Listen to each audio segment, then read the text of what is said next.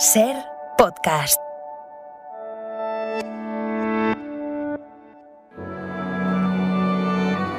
Bienvenidos a Sucedió una noche, un programa dedicado al mejor cine de todos los tiempos.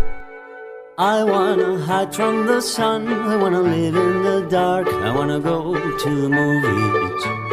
Nobody's waiting outside, but I feel alright, 'cause I'm here on my own. I can kiss Marion and Jane, I can sing in the rain, I can be Superman. I'll never come out again. Las estrellas míticas, los grandes directores, las películas inolvidables. Dirige y presenta Antonio Martínez. Muy buenas a todos y bienvenidos a Sucedió una noche, sumario del programa de hoy. Tenemos por aquí un gran clásico de la comedia. Me parece que hago el número del espejo con Groucho Marx. Levantémonos y saludemos con la mano. ¿En serio? Ese y otros números no menos inmortales de los Marx los encontramos en Sopa de Ganso, de cuyo estreno se cumplen 90 años. Vamos a hablar también de una veterana actriz inglesa que no para de trabajar, Charlotte Rampling. ¿Cuánto tiempo lleva actuando?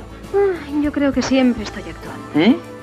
Charlaremos con el director Miguel Herrero sobre los inicios del cine y los modos de proyección a lo largo de la historia. Y en la sección de Jack Bourbon... Se me ocurrió pasar el día juntos, ver una peli, comer algo. A las 7 hay un pase de Barbarella y podemos ir... Pues iremos con estos chicos a ver Barbarella, la fantasía erótica y espacial que protagonizó Jane Fonda. ¿Estamos listos? Pues empezamos. I wanna hide from the sun, I wanna live in the dark, and I'll never come back. El espectáculo está a punto de comenzar, pero no se alarmen ustedes, no les cobraremos la entrada. Lo que el cine nos dejó. Es tan difícil ser alguien que la gente no olvida. La próxima semana, el día 17 de noviembre, se van a cumplir 90 años del estreno de Sopa de Ganso, una de las películas más conseguidas e irreverentes de los hermanos Marx y un auténtico clásico de la comedia. Vamos a recordarla en los próximos minutos. Durante el mayo del 68, una pintada provocaba las sonrisas de los estudiantes que se manifestaban en las calles de París. Soy marxista, tendencia Groucho, se podía leer en algunas paredes. La frase era algo más que una provocación. Significaba que el humor corrosivo de Groucho y sus hermanos era también una forma diferente de entender la vida y el mundo. Sopa de Ganso es probablemente la película en la que este hecho queda más patente.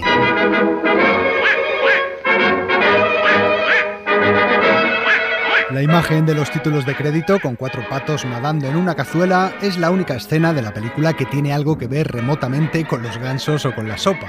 Sopa de ganso es una frase en argot que significa pan comido o algo fácil de hacer. Tan fácil como organizar un caos, porque probablemente Sopa de Ganso es la película más caótica y desmadrada de los hermanos Marx. Los disparates van en crescendo y los chistes de Groucho se suceden a una velocidad frenética, tanto que aún estás riéndote de uno cuando aparece otro aún mejor. Excelencia, aquí tiene el informe de la tesorería. Espero que esté claro. ¿Claro? Hasta un crío de 4 años podría comprenderlo. Búsqueme un crío de 4 años, a mí me parece chino. El Ministerio de Trabajo quisiera informar que los empleados de Fridonia piden trabajar menos horas. Muy bien, les daremos menos horas. Empezaremos por quitarles la hora del almuerzo. Excelencia, están derrotando a nuestros hombres en campo abierto. Sugiero que hagamos trincheras. ¿Hacer trincheras con nuestros hombres muriendo como moscas? No hay tiempo para hacerlas. Las compraremos hechas. Tenga, salga a comprar unas cuantas. Sí, señor. Hay numerosos dobles sentidos y alusiones sexuales que evidencian que la película es anterior a la entrada en vigor del Código Hays de censura. Me voy a casa a quitar las galletas de la cama. Espero visitas. Por favor, Ruth. Suéltame, grampullona. Oh, excelencia, no hay nada que pueda hacer yo. Sí, pero de eso ya hablaremos luego. Harpo y Chico también aportan lo suyo en el campo del humor visual, como las secuencias con el vendedor de limonada, Harpo haciendo un trío con una mujer y un caballo, la famosa escena del espejo en la que el mudo vestido como Groucho quiere hacerle creer que éste está frente a su reflejo, o los repetidos intentos de Groucho de marcharse en moto, en los que unas veces es el sidecar y otras la motocicleta pilotada por Harpo los que se van solo, dejándole siempre en tierra. Tengo una cita para insultar al embajador trentino y no quiero hacerle esperar. ¡Vamos, deprisa! Es el quinto viaje que hago y no he ido a ninguna parte. El director John Landis tenía también su escena favorita.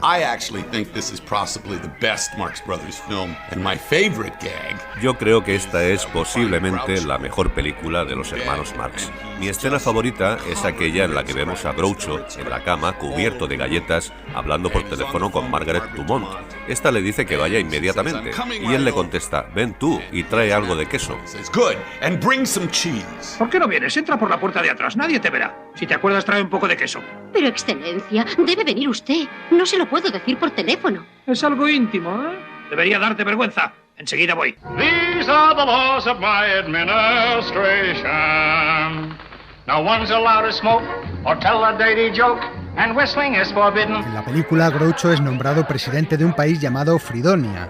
Una millonaria, la principal benefactora del país, le elige para que mejore las relaciones con Silvania, el país vecino. Como presidenta del comité de recepción, le doy la bienvenida con los brazos abiertos. Sí, ¿y hasta qué hora los tiene abiertos? He apoyado su nombramiento porque considero que es usted el consejero más capacitado de Fridonia. Es un concepto bastante amplio. Y usted también es bastante amplia. Será mejor que se largue. He oído que van a construir unas oficinas donde está usted. Se puede ir en taxi. Si no consigue uno, se puede ir indignada. Y si es pronto, váyase dentro de un minuto. ¿Sabe que no ha dejado de hablar desde que he llegado? La habrán vacunado con la aguja de un tocadiscos. Chico y Harpo, por su parte, son contratados como espías por el embajador de Silvania para que espíen a Groucho. El lunes vigilamos la casa de Firefly, pero él no salió. No estaba en casa.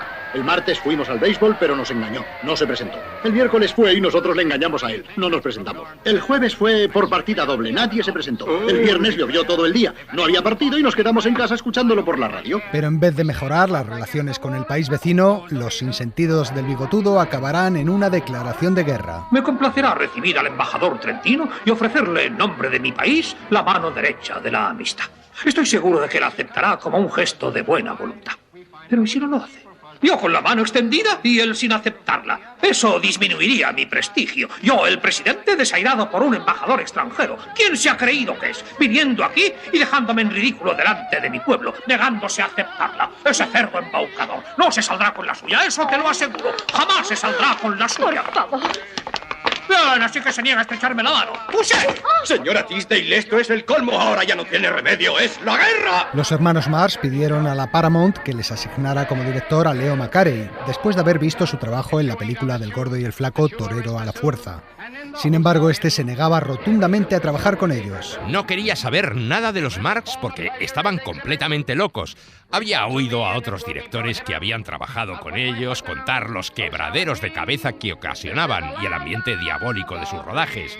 Se decía que eran ingobernables, nada que ver con los buenos profesionales que eran Stanley y Ollie. Pero a McCarey no le quedó más remedio que aceptar el encargo, a riesgo de ver cómo su contrato con la Paramount no se renovaba. A la postre, el director consiguió dar cierta coherencia al disparate de argumento y algunas escenas, especialmente los 2 números musicales, están brillantemente filmadas. Leo McCarey fue también quien sugirió el título de la película, similar a un corto del Gordo y el Flaco rodado unos años antes, y suya fue también la idea del gag del espejo, una vieja rutina de vodevil que Harold Lloyd ya había utilizado en una película suya. Igualmente, Groucho atribuía al director la carga política y antibelicista que tiene la película. Un mensaje del frente, señor. Estoy harto de mensajes del frente. ¿Nunca recibimos mensajes de los lados?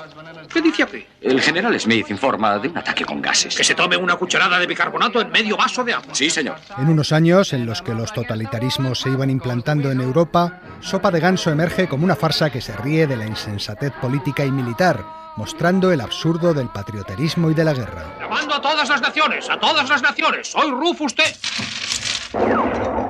Soy Rufus T. Firefly que les habla por cortesía del enemigo. Estamos metidos en un lío. Vengan a Fridonia. Hay 3 hombres y una mujer. Envíen ayuda.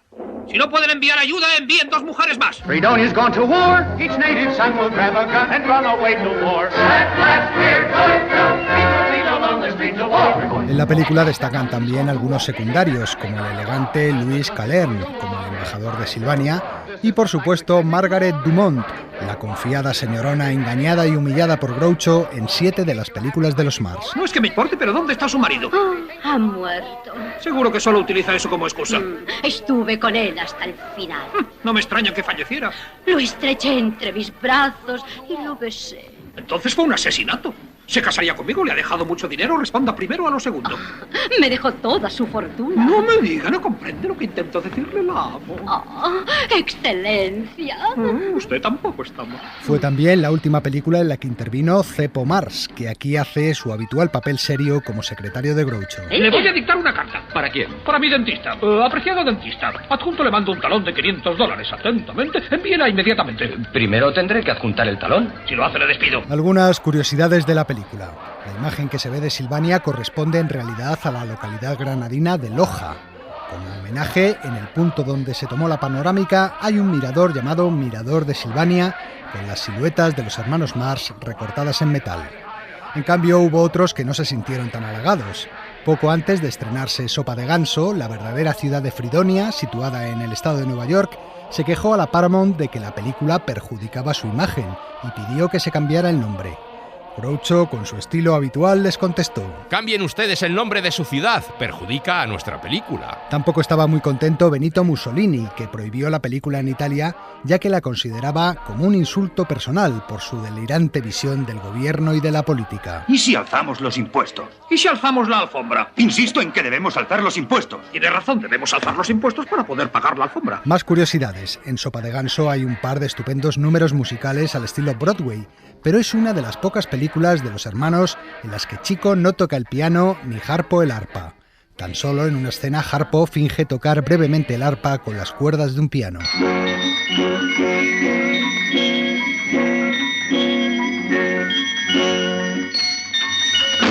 Excellency is due to take his station, beginning his new administration. A pesar de que las listas del American Film Institute la sitúan en el puesto número 5 de las mejores comedias de la historia del cine americano, de Sopa de Ganso siempre se ha dicho que fue un fracaso comercial.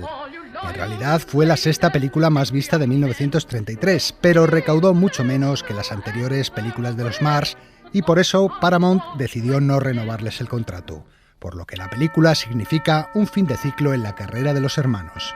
También, como decíamos antes, por el hecho de que fue la última película de Cepo, harto de que le consideraran el hermano Mars sin gracia. Lo contaba Arthur, el hijo de Groucho. Después de las 5 primeras películas, Cepo se convirtió en agente de artistas. El quinto hermano, Gummo, vio cómo su empresa textil quebraba por la Gran Depresión y se unió a él y juntos formaron una de las agencias de representación más importantes de la ciudad. Sin contrato con un estudio, los Mars parecían acabados, pero entonces llegó la salvación gracias a una partida de cartas. Maxine Mars, hija de Chico. Chico era compañero de bridge de Irving Thalberg y le dijo: mira, no creo que estemos acabados. Y Thalberg contestó: claro que no, solo estáis mal dirigidos, y le ofreció un contrato. Le dijo: voy a crear un equipo en la Metro solo para vosotros. Tendréis vuestros propios guionistas, vuestro propio director. Os daremos una imagen nueva. Y yo creo que acertó. El productor de la Metro opinaba que los hermanos serían más atractivos para el público con menos chistes y un argumento más creíble, menos locura, risas más controladas y algunos números musicales. Además, sus personajes debían mostrar mejores sentimientos, ya que a las señoras les parecían antipáticos porque no ayudaban a nadie. Comenzaba así una nueva etapa para los hermanos Mars, que poco después quedaría inaugurada con otra de sus mejores películas, Una noche en la ópera.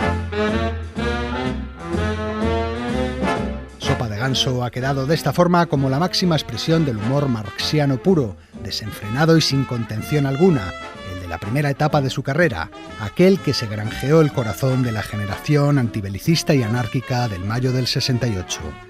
En la película Hannah y sus hermanas, el personaje que interpreta Woody Allen está deprimido y quiere suicidarse. Entonces entra en un cine. Recuerdo que ponían una película que había visto muchas veces en mi vida durante mi infancia y que siempre me había gustado una barbaridad. Bueno, pues ahí estaba yo viendo a aquella gente en la pantalla y entonces comencé a pensar otra cosa. ¿Cómo se te ocurre matarte? ¿No te parece una estupidez? ¿No lo comprendes? Fíjate en toda esa gente que está ahí arriba. Tienen mucha gracia. Y la película que ve es Sopa de Ganso. Y es que no cabe duda, Woody Allen es también un convencido marxista que sabe que su humor es la mejor receta para alegrarte la vida.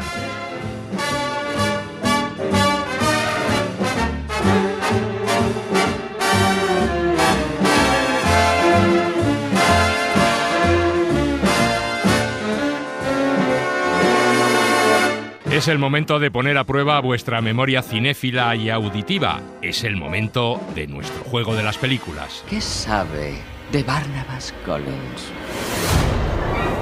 Solo leyendas en realidad. Juraba que una bruja le había convertido en vampiro. ¿Qué se sabe de su muerte? Nada. Eso, señora, es porque jamás murió.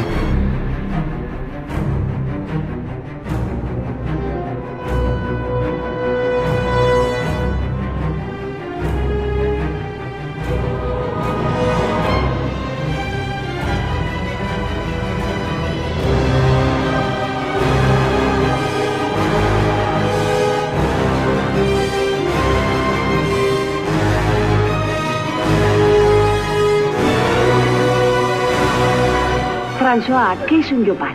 Un judío. Ya lo sé, pero exactamente. El que no come cerdo. ¿Me tomas el pelo? ¿Tú crees? ¿Y exactamente de qué les culpan? De ser más listos que nosotros y de haber crucificado a Jesucristo. No es verdad. Lo hicieron los romanos y por eso les hacen llevar la estrella amarilla.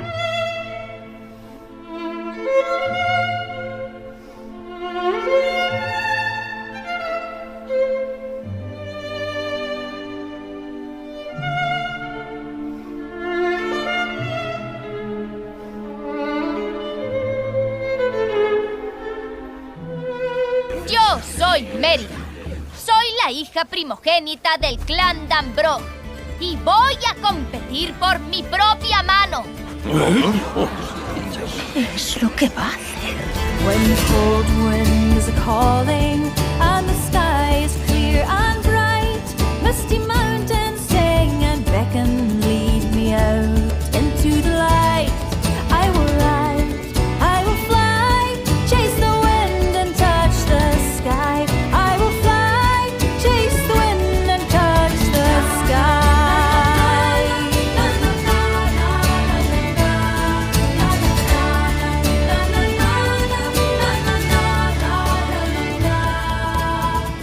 Y aquí van las soluciones, como en las últimas páginas de los cuadernillos de crucigramas.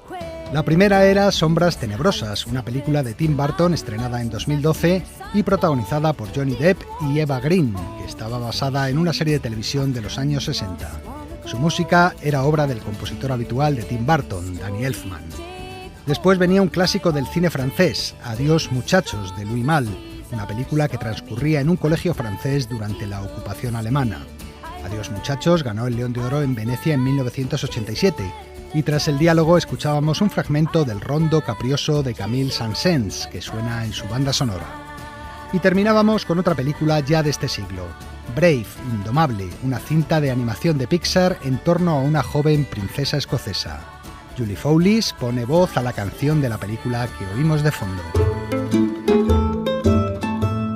Dale un título y lo escribirá. Enciclopedia Curiosa del Cine. Parece más una bomba que un libro. Hace unos días recibía la Espiga de Honor del Festival de Valladolid por toda su carrera y desde la semana pasada la tenemos en los cines con su última película, Juniper. Os estamos hablando de la actriz inglesa Charlotte Rampling.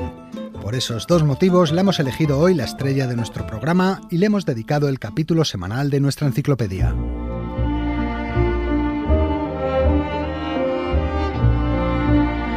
Los británicos la consideran la más francesa de sus actrices, mientras que los franceses la más inglesa de las suyas. En Francia ha sido nominada al César 4 veces y tiene uno al conjunto de su carrera. También recibió la Legión de Honor de la República, una de las más altas condecoraciones del Estado, a lo que la reina Isabel II respondió concediéndole la Orden del Imperio Británico.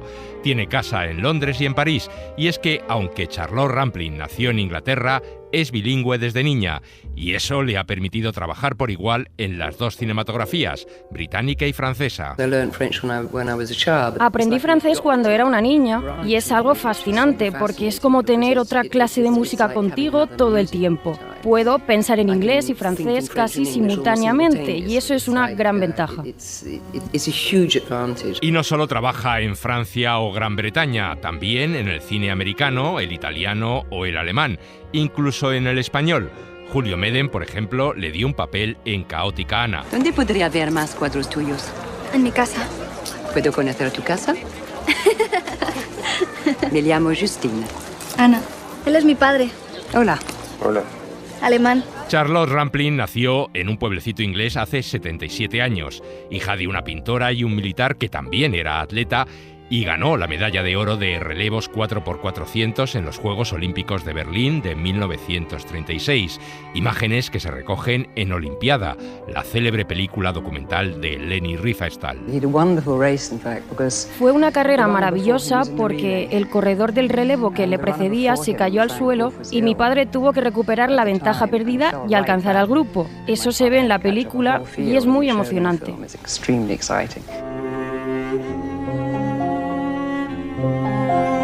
De adolescente, Charlotte vivió la época dorada del swing in London y con 17 años ya ejercía de modelo y hacía anuncios de televisión. Pronto empezó también a aparecer en películas. ¿Y tú siempre has querido ser actriz? Aún no se me puede llamar actriz. Al principio interpretaba papeles muy pequeños. En la película de los Beatles, Qué noche, la de aquel día, por ejemplo, aparece acreditada solo como chica en la discoteca. Charlotte considera que su carrera comenzó realmente cuando en 1969 Luchino Visconti le dio el papel de una joven madre que intenta huir de la Alemania nazi en su película La caída de los dioses. Fue prácticamente la primera vez en todo porque tenía solo 20 años y estaba comenzando. Era un papel muy dramático y muy intenso y en la primera escena que rodé, en la que tenía que suplicar ayuda, recuerdo que él no dijo nada. Simplemente me dejó actuar y lo hice de una manera tan poderosa que salió de dentro de mí una emoción que simplemente me abrumó. Ya sé que vosotros sois los más fuertes y podéis impedir que me vaya, pero no comprendo de qué puede serviros. Si podéis hacer lo que queráis y no hay nadie en Europa dispuesto a mover un solo dedo, ¿por qué queréis retenernos aquí? Porque algún día podríamos recordar. Y quizá nos atreviéramos a decir todo cuanto sabemos de vosotros. ¿Pero crees que realmente va a llegar ese día? Deja que nos vayamos, Sofía. Deja que nos vayamos. Basta con una sola palabra tuya.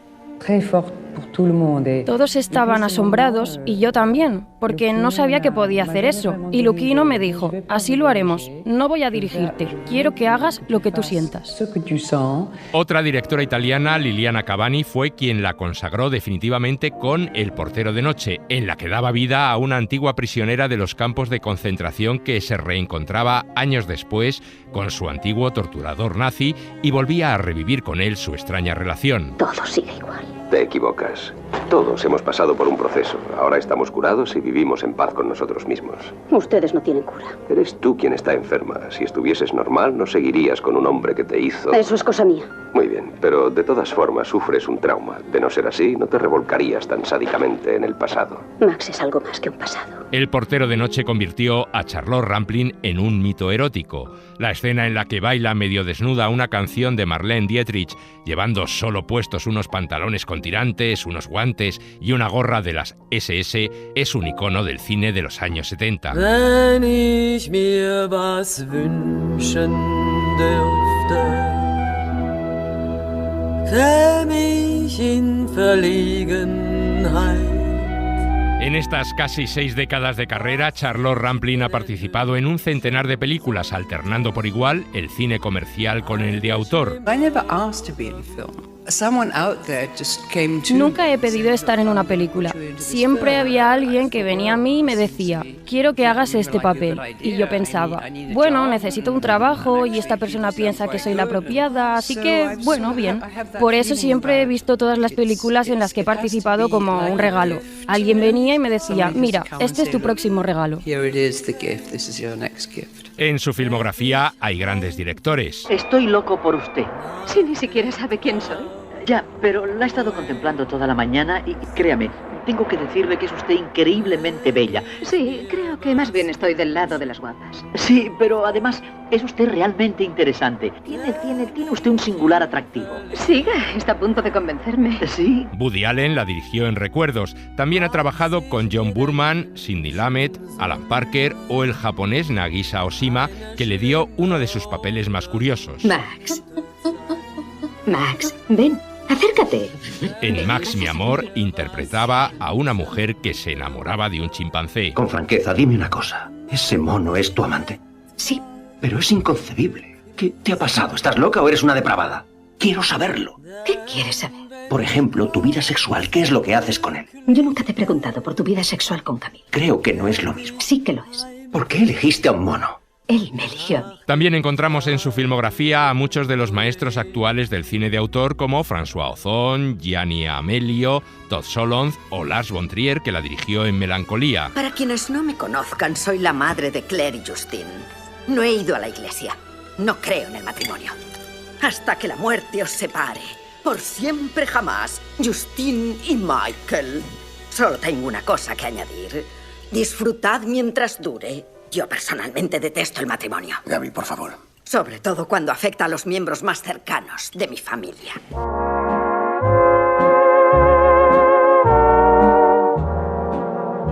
No sabemos qué tal le fue con El mono de Max mi amor, pero todos los actores con los que ha trabajado siempre han hablado maravillas de ella, y los ha habido de mucho peso. Hola, señor Marlowe.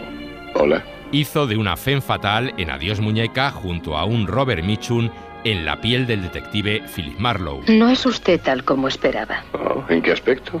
Tiene un aspecto muy agradable, impropio del trabajo que hace. Espero que no me tendrá antipatía por ello. ¿Por qué no viene a sentarse aquí a mi lado? Hace rato que estaba pensando hacerlo. Cazó a un Sean Connery vestido con calzones rojos en Zardoz. Cazar es siempre mejor que matar. Al darte caza, me he vuelto como tú.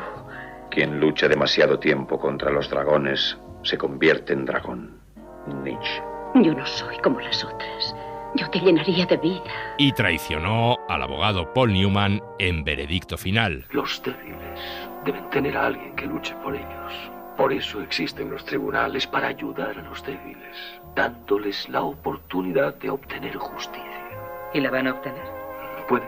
¿Es eso lo que va usted a hacer? Voy a intentarlo. Dirk Bogarde, su compañero en La caída de los dioses y El portero de noche, fue quien le puso el apodo de La mirada, título que ya llevó en el pasado otra leyenda del cine como Lauren Bacall. Y es que sus ojos azules grisáceos son de los que se clavan hondo, con una mirada entre gatuna y enigmática que la cámara adora. Tienes un algo que resulta. Das muy bien en la pantalla. Lo dices por decir. Te equivocas. Tienes un encanto especial. El don de la naturalidad. Soy natural en todo lo que hago. Su estilo, en efecto, es la naturalidad. Charlotte no se formó en escuelas de arte dramático, no tiene más recursos que transformarse en el personaje que interpreta cada vez que se pone ante la cámara. Cuando puedes ser absolutamente un personaje, no tienes miedo de nada, porque en ese momento eres él, y eso es lo que siempre he buscado en mi trabajo, la esencia de ser un personaje más que la esencia de actuar. Yo siempre quiero ser otra.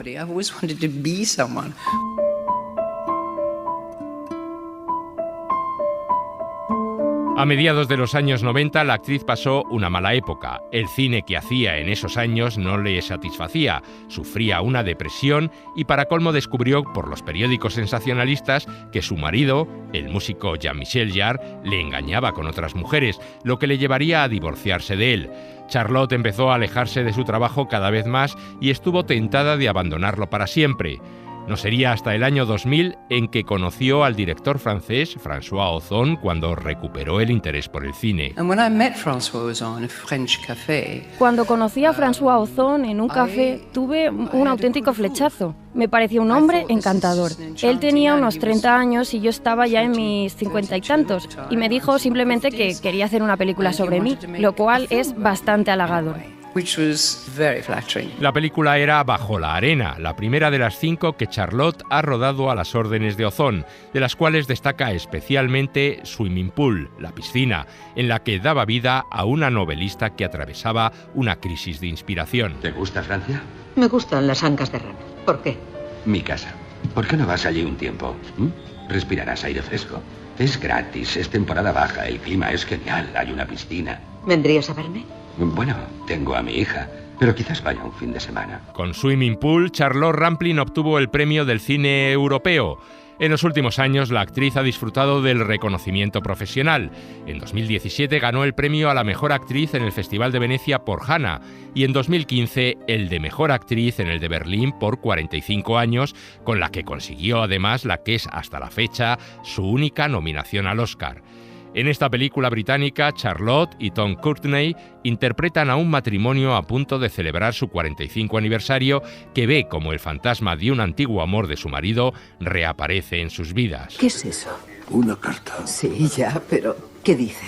Creo que dice que la han encontrado. ¿Han encontrado qué? Pues que han encontrado su cuerpo. Jeff. Han encontrado a Katia. Sabes de quién hablo, ¿verdad? Por supuesto. Fue hace mucho tiempo. Sí, sé que te hablé de Katia. Ha estado ahí más de 50 años, como en un congelador. A una edad en la que muchas de sus contemporáneas llevan tiempo jubiladas, la actriz, en cambio, no para de trabajar. Antes de Juniper, la película que acaba de estrenar la vimos en Benedetta, de Paul Verhoeven, o en El Dune, de Denis Villeneuve. Mete la mano derecha en la caja. Tu madre te ha ordenado obedecerme. Tengo el Gom Jabbar junto a tu cuello. Una aguja envenenada. Una muerte instantánea. La prueba es sencilla. Retira la mano de la caja y morirás. ¿Qué hay en la caja? Dolor. Y es que a pesar de sus 77 años, Charlotte Rampling no está dispuesta a parar. De su padre, el atleta medallista olímpico que murió a los 100 años, no heredó la pasión por el deporte, pero quizá haya heredado otra cosa.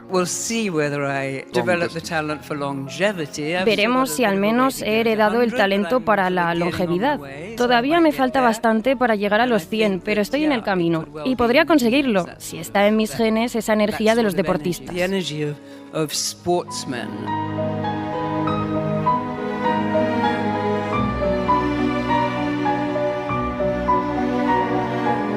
Sucedió una noche. El cine clásico en la SER. Si ese avión despega y tú no estás a su lado, te arrepentirás. Tal vez no hoy ni mañana, pero sí muy pronto y para el resto de tu vida. El cine de su vida. Es de Casablanca.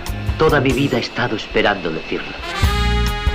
Hoy hablamos con el director Miguel Herrero, que acaba de estrenar un documental titulado El arte de la luz y la sombra, un film que recorre los inicios del cine y los modos de proyección de imágenes a lo largo de la historia. También explica los diferentes objetos precinematográficos que existían desde el siglo XVIII hasta principios del siglo XX y que servían para crear la ilusión de imágenes en movimiento. Pero dejemos que sea él quien nos explique su trabajo en esta película.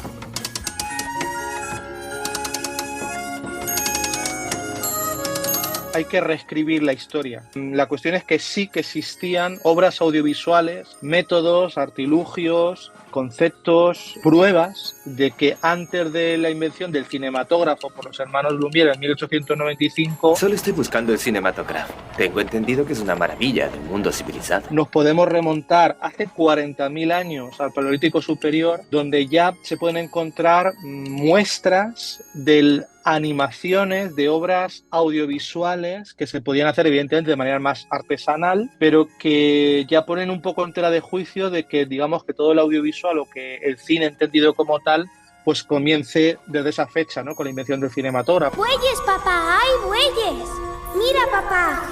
Dibujos que bailan, papá, dibujos que bailan. Hace mucho frío aquí. ¡No! ¿Lo ves? ¡Se mueven! ¿Qué pasa, cielo? ¿Qué se mueve? Las piedras. En la película participan dos de los más grandes prehistoriadores que hay. Uno es Jean Cloche, el mayor eminencia prácticamente en el arte rupestre, en el arte parietal, y Marc Azéma, otro prehistoriador francés, que es el principal investigador en esta línea de, digamos, prehistoria del cine. ¿Esto qué es? Es toda una manada, papá. Ese está en pie y ese no está acabado. ¿Quién los pintó, papá? ¿Fueron los primitivos? Estos prehistoriadores defienden que se podía usar lámparas de tuétano, ya las propias antorchas, lámparas de grasa, que ya la oscilación de este fuego al lado de la pintura rupestre y por las cavidades que tienen algunas de ellas, hay que pensar que estas pinturas son tridimensionales, tienen volumen. Imágenes en movimiento. ¡Bueyes, papá! ¡Hay bueyes! ¡Mira, papá!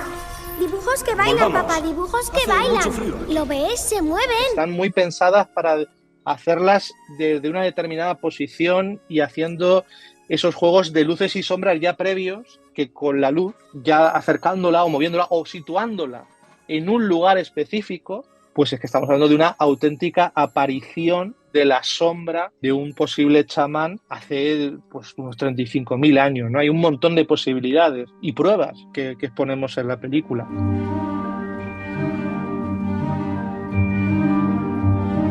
Tenemos ejemplos o muestras en China. La película, por ejemplo, exponemos algunas de las primeras sombras o espectáculos de sombras más antiguos que a día de hoy todavía se representan, y he podido recrear para la película estos títeres, estas siluetas de sombras del siglo XIX en este caso, pero hay antigüedad, o sea, las referencias son de hace milenios. Nunca tuve que pedir prestado con las marionetas. Siga usted su propio negocio. Haga teatro de marionetas. Incluso también digo, en China, por ejemplo, hay constancia de artilugios muy misteriosos, muy interesantes que también utilizamos en la película, como son los espejos mágicos, y realmente eran proyectores. Imágenes en movimiento. Es mágico. ¿Cómo funciona? 12 espejos. Cuando el cilindro gira, los reflejos provocan ilusión de movimiento. ¿Por qué se ven arcoíris? Es un prisma. La luz se desvía con el cristal. Probablemente sean algunos de los primeros proyectores de la historia, y ahí, ya digo, lo mismo hemos utilizado en la película, se conservan algunos en algunos museos. ¿Sabes lo que es? Una cámara oscura. Mira el cristal. Bueno, en la cámara oscura es un efecto natural, es el mayor efecto que hay en la naturaleza y es la base de la fotografía, de nuestra visión, del cine. ¿Qué has visto? He visto el cuadro, pero ¿cómo he llegado ahí dentro? ¿Ves esto? Es una lente. La luz de esa escena pasa por ella y entra en la caja para que podamos verla aquí. Todo parece apuntar que en la antigüedad ya se empleaban cámaras oscuras para quizá hacer aparecer un dios y para ciertos ritos. Incluso luego tenemos que se llegaban a hacer espectáculos dentro de ellas y veían, por ejemplo, a demonios o soldados que iban a la guerra, un banquete, o sea, veían diferentes escenas proyectadas. ¿Es real? Es una imagen. Un cuadro hecho con luz. Pero sí que hay constancia de varios artistas, varios magos, incluso varios nigromantes, con la palabra nigromante tal cual, como de magia negra, porque algunos incluso que empleaban esas técnicas estaban acusados, pues evidentemente de magia negra, porque desconocían un poco la tecnología que estaban empleando, ¿no? O sea, es un campo enorme, ¿no? el de la cámara oscura.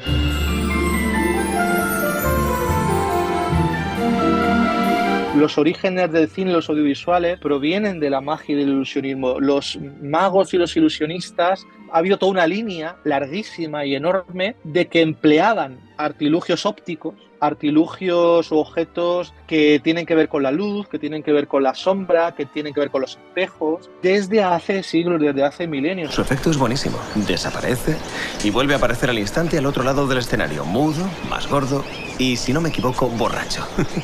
Extraordinario, ¿cómo lo hace? Han sido los precursores de los medios audiovisuales, pero hay muchos casos también de magos científicos, ¿no? O de profesores de física que eran también ilusionistas. Es que el cine es una ilusión y es un proceso, evidentemente, que ha ido aglutinando una gran cantidad de técnicas y muchas de ellas provienen de la magia. En 1895, una de las primeras películas que se proyectaron se titulaba Un tren llegando a una estación.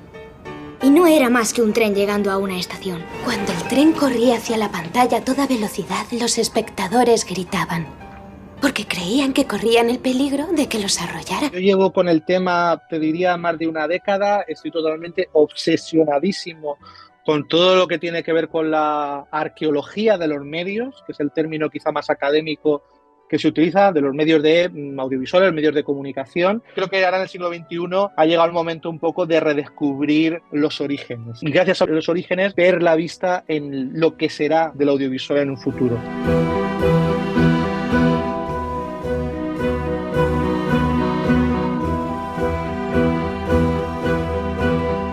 Sucedió una noche. El cine clásico en la SER. Jack Bourbon presenta... Puente de mando todo dispuesto. Potencia impulsora a su discreción. Cuando el cine rompe los límites. El futuro es nuestro mundo. El futuro es nuestra época. Las mejores películas del cine de ciencia ficción. Un mundo que permite que nuestros sueños científicos y tecnológicos se hagan realidad.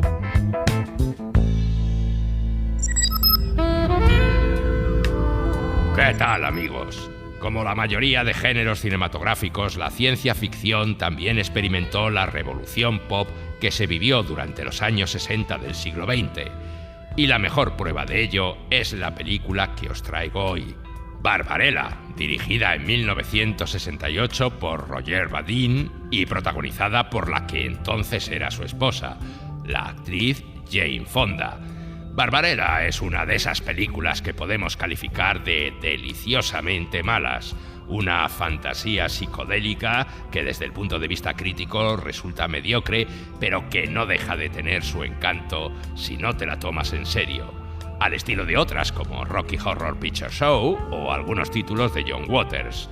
Barbarella está considerada una película de culto y como tal su influencia resuena todavía en la cultura pop. ¿Has oído hablar de Duran Duran? ¿Duran Duran? Sí, Duran Duran. Así es, el antagonista de la heroína en la película dio nombre a un famoso grupo de los 80. La propia Barbarella está considerada un icono de los años 60. Tiene numerosas páginas de fans en internet y hasta existe un festival de Barbarella en Suecia. De igual forma, las imágenes de la película han inspirado vídeos musicales de artistas actuales como Kylie Minogue o Ariana Grande.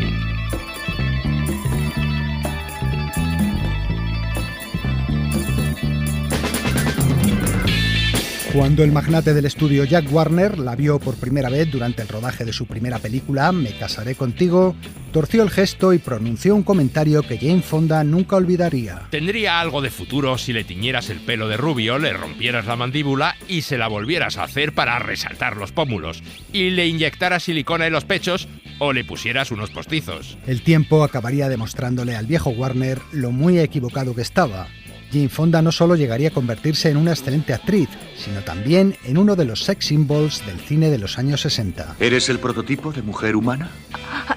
Soy un término medio. En sus primeras películas, Jane funcionaba bien en comedias ligeras y románticas, pero nadie pensaba en ella como una buena actriz.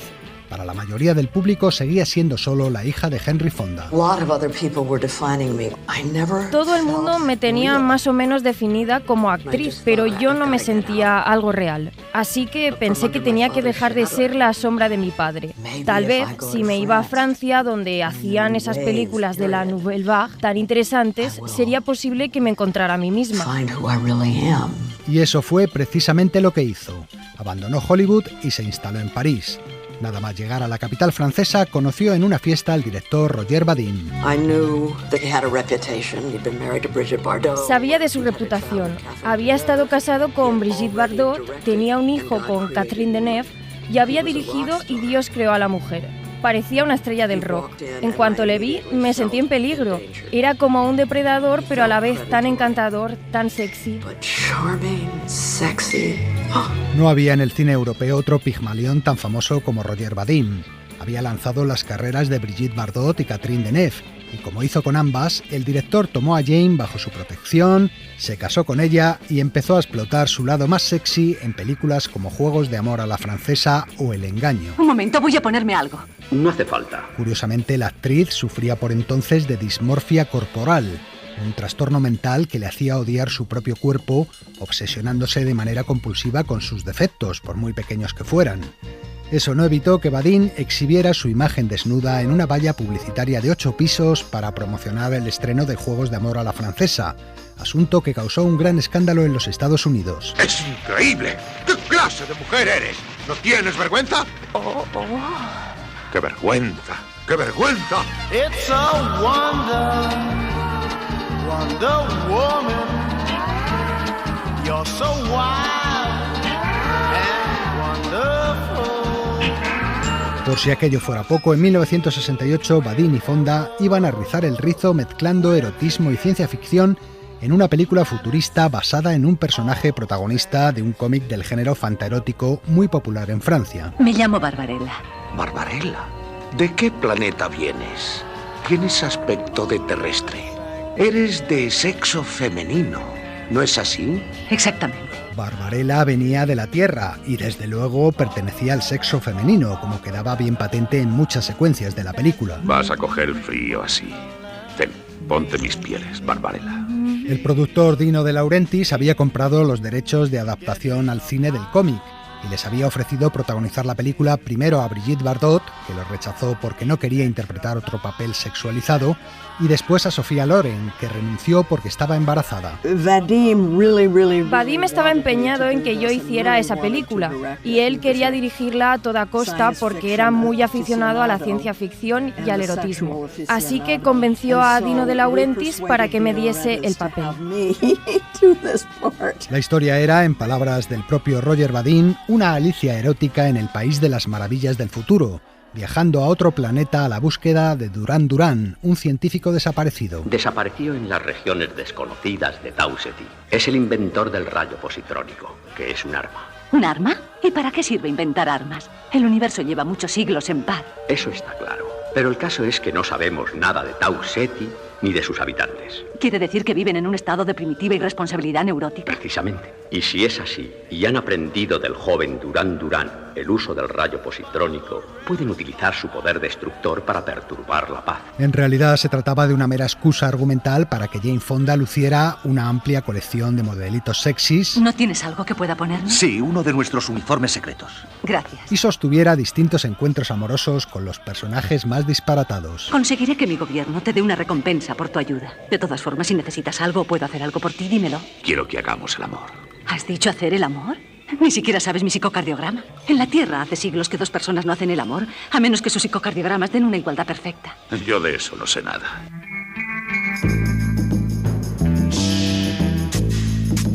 La escena más divertida era aquella en la que Barbarella era torturada en una máquina del placer que debía matarle a base de orgasmos. ¡Oh! ¿Qué es esto?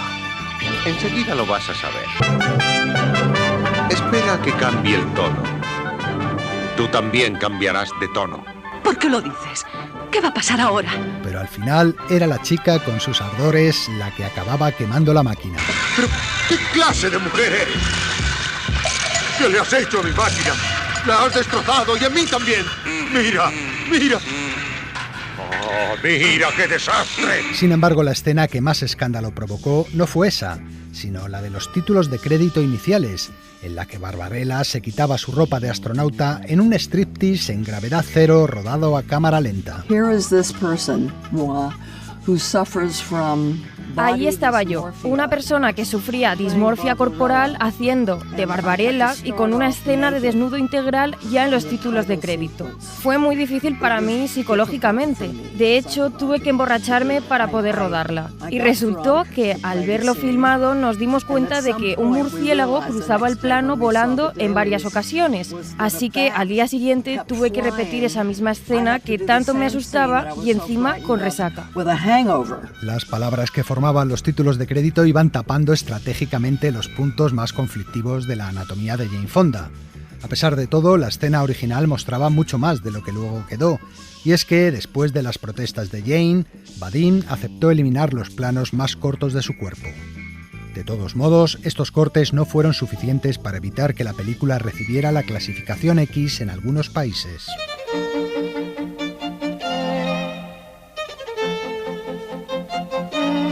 En Barbarella también intervenían otras estrellas como David Hemmings, Ugo Tognazzi o John Philip Lowe, un actor que acabaría también convirtiéndose en un sex symbol masculino de aquellos años y que en la película daba vida a un ángel ciego que ayudaba a la protagonista. Paigar, ¿cómo perdiste la vista? Caí en este planeta en una tormenta magnética y me transportaron a Sogo. ¿A Sogo?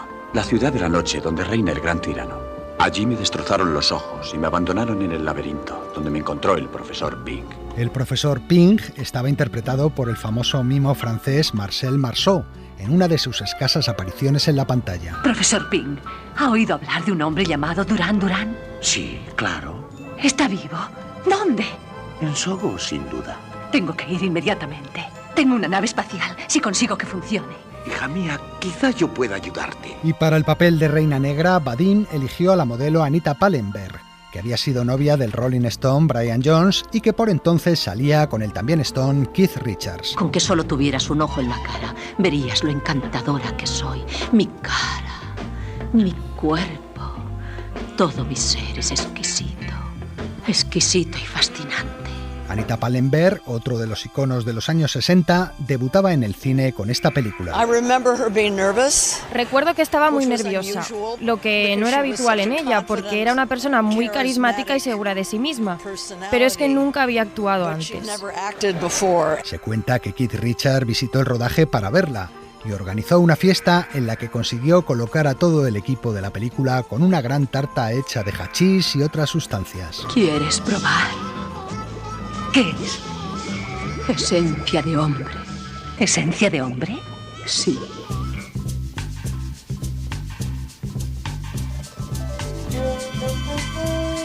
Barbarella se rodó en los estudios de Cinecittà en Roma, en unos decorados de lo más extravagante, llenos de colorido y ambiente onírico. Aquello es Sogo, la ciudad de la noche, regida por el gran tirano y dedicada al mal en todas sus formas.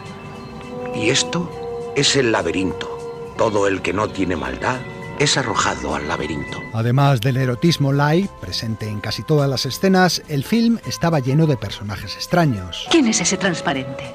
Ah, es un grotesco. Así se muere en el laberinto. Y mucho de cultura lisérgica por todos lados. A mí la película no me parecía sexy en absoluto, pero sí divertida y kitsch. Era como un viaje en ácido. Jane Fonda nunca estuvo contenta con Barbarella, en parte porque había rechazado los papeles protagonistas de Bonnie y Clyde y La semilla del diablo para poder hacerla y seguir en Francia con Vadim, y también porque empezaba a estar harta de aquellos personajes sexys que su marido se empeñaba en que interpretara.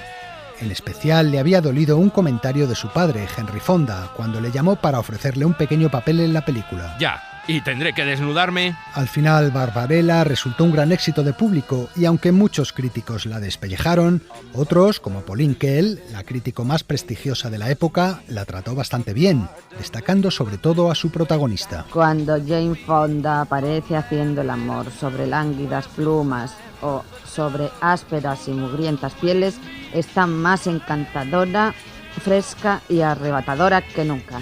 Es la típica chica americana que triunfa con su inocencia sobre el lujurioso mundo futuro de la película. Eran los años 60 y Barbarella encajaba perfectamente en la filosofía de lo permisivo y el colorido pop de la época. Sin embargo, Jane Fonda tuvo claro que con ella se cerraba una etapa de su vida y de su carrera. Al año siguiente regresó a los Estados Unidos y firmó el contrato para protagonizar una de sus mejores películas. ¿Oficial de cine? Sí, señor. ¿Qué película tenemos hoy? Danzad, danzad malditos, señor. Jane Fonda, señor. ¿Se le ve algo? No, señor. Pon otra.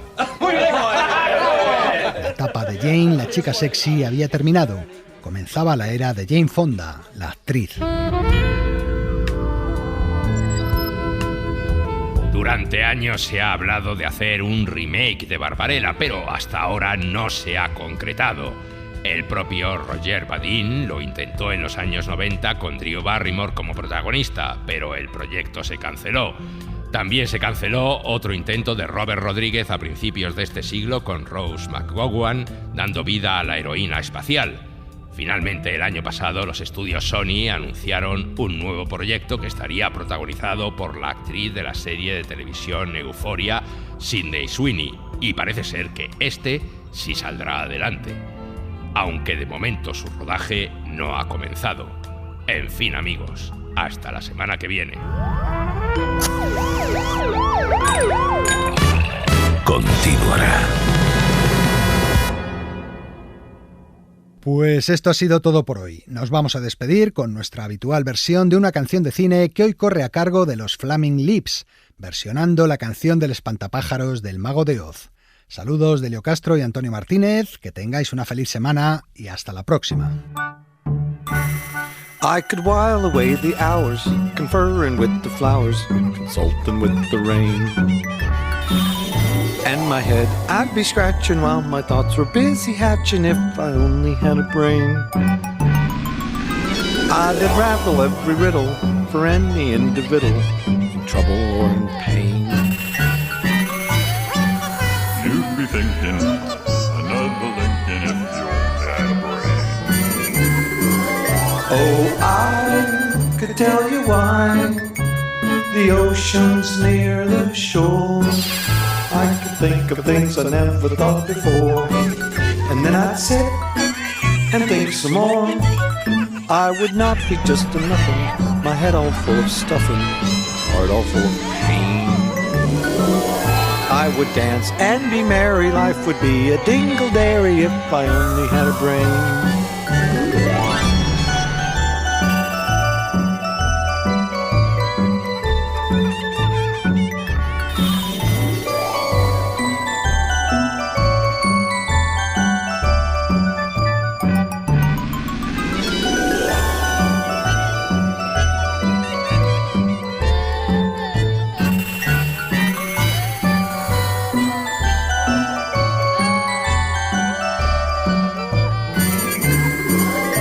Oh, I could tell you why the ocean's near the shore.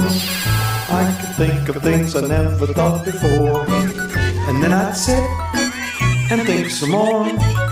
I would not be just a nothing, my head all full of stuffing, heart all full of pain.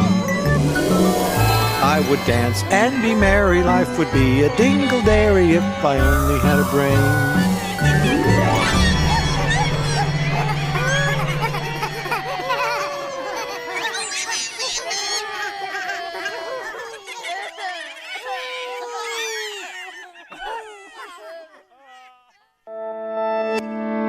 Cadena SER. La radio.